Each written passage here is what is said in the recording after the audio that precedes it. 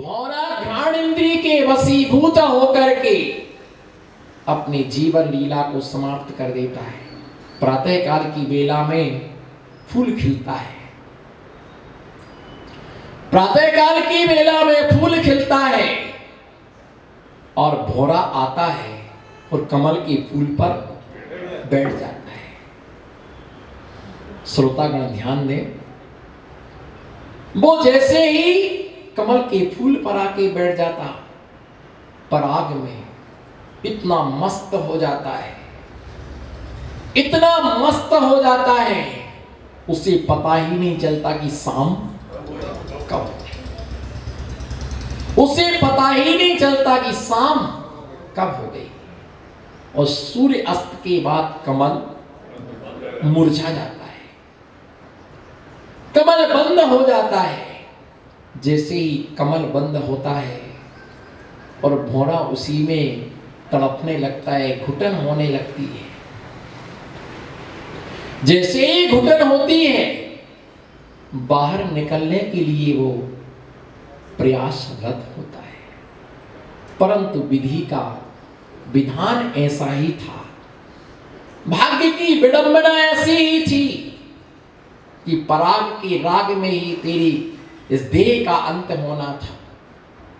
तड़पता रहता, निकल नहीं पाता है।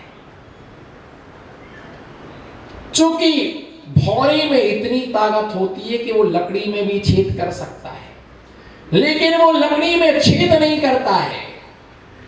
कमल के फिर तो कमल है, कमल में छेद नहीं करता है। आखिर में उसी कमल के अंदर वो अपनी दम तोड़ देता है। बनमाली आता है, बनमाली आकर के उस फूल को तोड़ करके ले जाता है। उसने सोचा कि इतना सुंदर कमल मैं राजा को जाकर के भेंट करूं। विधि का विधान ऐसा ही था। बोलो, उस राजा की काल लब्धि निकटतम स्थानों पर दस्तक दे रही थी। काल लब्धि आ गई थी, भवितव्यता सामने आ गई थी। जैसे ही वो कमल जाकर के उसने राजा को भेंट किया, राजा खुश हो गया कि आज बहुत लंबे समय के बाद कमल हाथ में आया। वो खुला नहीं था, बंद था, तो उसको खोल करके, उस कमल के लिए खोल करके वो खुशबू लेना चाहता था, घ्राण इंद्रिय में आसक्त था। जैसे खोल करके देखा तो उसमें भौरा मरा हुआ पड़ा था। उसके अंतस्थ में संसार के प्रति उदासी आ गई, संसार के प्रति उदासी। ओहो, एक भौरा ने घ्राण इंद्रिय के वशीभूत होकर के अपनी जीवन लीला को समाप्त कर दिया। धिक्कार है मेरे लिए। मन मरा माया मरी, मर मर गया शरीर। बोलो जी, गुमास्ता नगर के चक्रवर्तियों, मन मरा माया मरी, मर मर गया शरीर, आशा तृष्णा ना मरी, कह गए दास कबीर। मन मरा माया मरी, मर मर गया शरीर, आशा तृष्णा ना गई, कह गए दास कबीर। कह के गए लेखक, मन मरा माया मरी, सब कुछ मर गया, लेकिन आज तक आशा नहीं मरी, आज तक तृष्णा नहीं मरी, और मरने वाली भी नहीं। बिल्कुल मरघटा सीटी बजा रहा है। बोलो जी, मरघटा सीटी बजा रहा है। मरघटा कान में कूका दे रहा है कि भैया पधारो। मरा व्यक्ति मरघट का मेहमान है। बोलो, मरा व्यक्ति मरघट का मेहमान है, पधारो साहब। बोलो ना, अरे मेरे बोलने से तो बोल दो, अब बचा क्या है। मरघट कूका दे रहा है, आ जाओ। लेकिन फिर भी आशा तृष्णा ना मरी, कह गए आशा तृष्णा ना मरी, अभी थोड़ा और। बोलो, अभी थोड़ा और जी लेने दो, अभी थोड़ा और खा लेने दो, अभी थोड़ा और पी लेने दो। डॉक्टर को रिश्वत दे दो ना 5,000 की, फैमिली डॉक्टर है, डॉक्टर साहब 10,000 ले लो, 1 घंटे की जिंदगी दे दो। हाँ हाँ बिल्कुल साहब, चिंता मत करो, शाम तक सब ठीक हो जाएगा। बोलो शाम तक? आज तो कुछ भी नहीं होगा, शाम तक। ऐसा बोलो मेरी तरह, शाम तक। इसमें छूट किसी को नहीं है, चाहे 16 वाला हो चाहे गोला वाला हो। बोलो शाम तक। इसके बोल रहा उसको तो नोट छापना, शाम तक। बिल्कुल परिवार वाले खुश हो गए कि बिल्कुल शाम तक सब ठीक हो जाएगा। और शाम को देखा तो वास्तव में सब ठीक हो गया। ना उसको छींक आ रही, ना उसको झमाई आ रही, न हिल रहा, ना डुल रहा, ना आंखें खोल रहा, ना बोल रहा, ना सुन रहा, ना चल रहा, ना फिर रहा। आकर के परिवार वालों ने पूछा डॉक्टर साहब क्या हुआ? बोले सब ठीक हो गए, देख लो कोई तकलीफ नहीं। घर वाले अंदर गए तो रोने लगे, ये क्या ठीक किया? बोले यही तो कहा था कि मरने के बाद सब ठीक हो जाता है। हापाधापी जिंदा में होती है, हापाधापी। और यही कारण है कि जिंदा को आदमी नीचे गिराते हैं और मुर्दे को अपने, बोलो ना, यही कारण है कि जिंदा को आदमी गिराओ साले को, गिराओ साले को, बोलो ना गिराओ। हाथ करो ऐसा, गिराओ साले को, करो, गिराओ साले को, गिराओ साले को। साला है कौन? तुम्हारी बीवी का भाई। गिराओ साले को। मेरी तो है ही नहीं, तो मुझे डर भी नहीं है, डरे वो जिसका साला बैठा हो पीछे। गिराओ साले को, गिराओ साले को। अरे जिंदा को गिराया जाता है और मुर्दे को, अरे देखो ना नदी का भी नियम, प्रगति का भी प्रकोप। जिंदा को नदी डुबा देती है और मुर्दा को नदी, जिंदा डूबता है और मुर्दा तैरता है। ये देखिए संसार की लीला को आप विचार करो कि कैसी विचित्र दशा है संसार की। रचना घ्राणिंदी को उसने, राजा ने सोचा ओ संसार धिक्कार है, उसने वही सब छोड़ दिया और मुनिराज के चरणों में जाकर के निर्ग्रंथ दीक्षा ले ली। एक भौरा की मृत्यु को देख करके वैराग्य हो गया। भौरा घ्राणिंदी के कारण, पतंगा चक्षु इंद्री के कारण से अपनी जीवन लीला से हाथ धो बैठता है, मृत्यु को प्राप्त हो जाता है, लाइट में मुंह मारता जल जाता है। और हिरण और शर्क कर्णेंद्रिय के वशीभूत होकर के संगीत को सुनकर के हिरण संगीत प्रिय होता है, हिरण संगीत का प्रेमी होता है और विषयासक्त होकर के वह शिकारी की बस में हो जाता है। सांप एक टोकनी में बंद हो जाता है, टोकनी में बंद हो जाता है जीवन भर के लिए। बस एक एक इंद्रियों में प्रसिद्ध जीवों की यह स्थिति हुई। तो जो पांचों इंद्रियों में आसक्त है, जी बोलिए, जो पांचों इंद्रिय में आसक्त है उसका क्या होगा? एक एक इंद्रियों में पशुओं की ये स्थिति हुई। जो पांचों इंद्रियों में आसक्त है उसका क्या होगा? वो किस गति के लिए प्राप्त करेगा?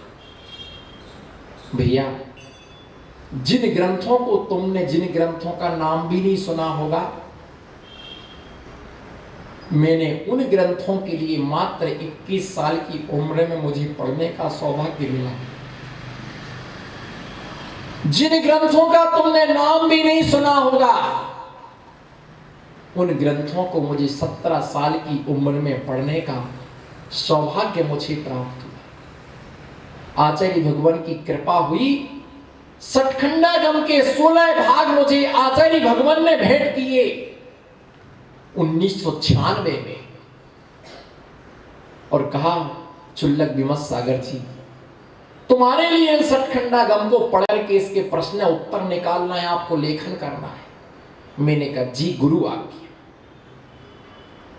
तिल्लोई प्रणति नाम का ग्रंथ है। मुझे लगता कि बहुत सारे लोगों ने पहली बार नाम सुना होगा, यति विश्वाचार्य के द्वारा लिखा हुआ। उसमें लिखा हुआ है कि शराब पीने वाला व्यक्ति जब नरक में जाता है, शराब पीने वाला व्यक्ति जब नरक में जाता है तो उसे गरम गरम लोहे का पिलगा हुआ पानी पिलाया जाता है। गरम गरम लोहे का पिलगा हुआ पानी। वो मुंह नहीं खोलता है तो संसी से उसके मुंह को खोल दिया जाता है। और संसी से उसके मुंह के लिए खोल दिया जाता है और उसे कहा जाता, और पियो शराब, और पियो शराब, और पियो शराब। जैसे पीता है सारा शरीर तार तार तड़पता है, चीखता है, चिल्लाता है, पर नरक में प्रेम शब्द कभी सुनाई नहीं देता है, सुख शब्द कभी सुनाई नहीं देता है। अथाय वेदनाओं के साथ संघर्ष करता है पूरे जीवन भर, रुदन मचा। जो पर स्त्री वेश्या गमन में जो व्यक्ति रुचि रखता है, इंटरेस्ट रखता है, ऐसा जीव वहां पर नरक में जाने के बाद उसके लिए एक नारकी आके कहता है, तुम्हारी प्राण प्यारी तुम्हें बुला रही है। और दौड़ करके जाता है, लोहे की कठपुतली होती है, अग्नि से तप्त होती है, उसमें जाकर के जब वो लपट जाता है तो उसका शरीर पूरा जल जाता है, भिन-भिना जाता है वो। और उससे बोला जाता, और करो वेश्यागमन, और करो परस्त्री सेवन। भैया पाप का फल तो भोगना ही पड़ेगा। और अब मैं आपको ये बता दूं, जब आंखों से अंधे हो जाओगे, इधर देखो हमारे तरफ, 1 सेकंड के लिए आई कांटेक्ट में रहिए। और मैं तो आप ठोक करके आपको कह रहा हूं कि जितना मैंने 4 महीना आपको परोसा, आपको कोई नहीं परोसेगा। नहीं मिलने वाला आपको इतनी देशना, न इतनी प्रवचन, न इतनी सैद्धांतिक विवेचनाएं। आंखों से तुम्हें भली दिखना बंद हो जाए, मैं साहब जी, आंखों से भली दिखना तुम्हें बंद हो जाए, अब पूरा ब्लाइंड हो गया, बिल्कुल आंखों से कुछ भी नहीं दिखा रहा है, पूरी आंखों में अंधेरा छा गया, मोतिया बिंद का 4 बार ऑपरेशन करा लिया, कुछ भी नहीं हुआ, बिल्कुल अंधा हो गया। कुछ दिख रहा? जितना अंधों को दिखता है उतना आंखों वालों को नहीं दिखता है। सार की बात तो अंधे होने के बाद में ही दिखाई देगी। गुमास्ता नगर के चक्रवर्तियों, देखो मैं आपको दिखा रहा हूं, आंखों से अंधे होने के बाद मकान दिख रहा, दुकान दिख रही, पीछे कमंडल दिख रहा, नहीं दिख रहा है। लेकिन जो जो तुमने पाप किए हैं वो तुमको आज भी तुम्हें दिख रहे हैं। मैंने इसका ताला तोड़ा था, मैंने इसका जेब काटा था, मैंने इसका नारियल चुराया था। और जब भगवान का अभिषेक हो रहा था, बच्चे लोग थाली लेकर के पैसा इकट्ठा करने आए थे, किसी ने 5 डाला, किसी ने 10 डाले, किसी ने 20 डाले, छोटे छोटे बच्चे थे। मैंने 5 का नोट डाल करके 50 का उठा के जेब में रख लिया था। वो तुम्हें दिखाई दे रहा है, जितने तुमने पाप किए वो तुम्हें बंद आंखों से दिखाई देता है, धर्म तुम्हें खुली आंखों से दिखाई देता है, और पाप तुम्हें अपनी, जब जब बंद करोगे आंखों में अंधेरा छाएगा, तुम्हें अपना दुष्कर्म दिख रहा है, तुम्हें अपना खोटा कर्म दिख रहा है, आंखों के अंधे को भी अपना पाप दिखाई देता है। चूंकि ऐसा कोई दुनिया में प्रमेय नहीं है जो केवल ज्ञानी के ज्ञान का विषय ना हो। प्रत्येक प्रमेय केवल ज्ञानी के ज्ञान का विषय होता है। बच के जाओगे क्या? तुमने हमसे झूठ बोला, तुमने हमसे झूठ बोला कि हम तो आए थे, आप नहीं मिले थे।